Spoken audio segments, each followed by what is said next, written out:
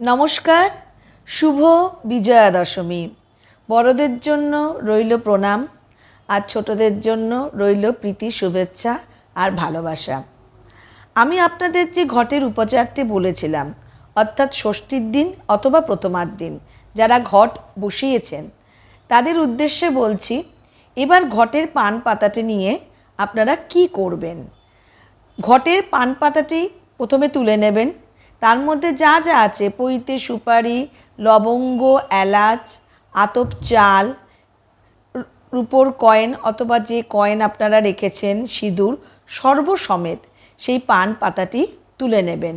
তুলে নেওয়ার পরে পান পাতাটি আপনারা যারা মনের থেকে চাইছেন জলে ভাসিয়ে দিতে তারা ভাসিয়ে দেবেন, কিন্তু আমি ব্যক্তিগতভাবে চাই যে এই পান পাতাটি আমি প্রতি বছর রেখে দিই, আমি ভাসাই না। এই পান পাতাকে রাখা মানে মাকে আমি ঘরে ধরে রেখে দিলাম। এবার এই পান পাতাটি একটি পরিষ্কার লাল শালুর মধ্যে রাখলাম। রাখার পরে তারপরে এই লাল শালুটি ভালো করে মুড়িয়ে রেখে আমি মা লক্ষ্মীর স্থানে রেখে দেব। এবার লক্ষ্মী পুজোতে এটার আরেকটি উপচার আছে, সেটা সম্পূর্ণ করে তারপরে আপনারা এই যে পুটলিটি তৈরি করলেন, এই পুটলিটি আপনারা কোথায় রাখবেন সেটা আমি আপনাদেরকে বলে দেব। আর এই ঘটের জলটি নিয়ে কী করবেন, ঘটের জলটি আপনারা জেনারেলি আপনাদের সামনে যে পুকুর আছে অথবা গঙ্গার জলে ভাসিয়ে দিলেন, সামান্য একটু জল কিন্তু রাখবেন।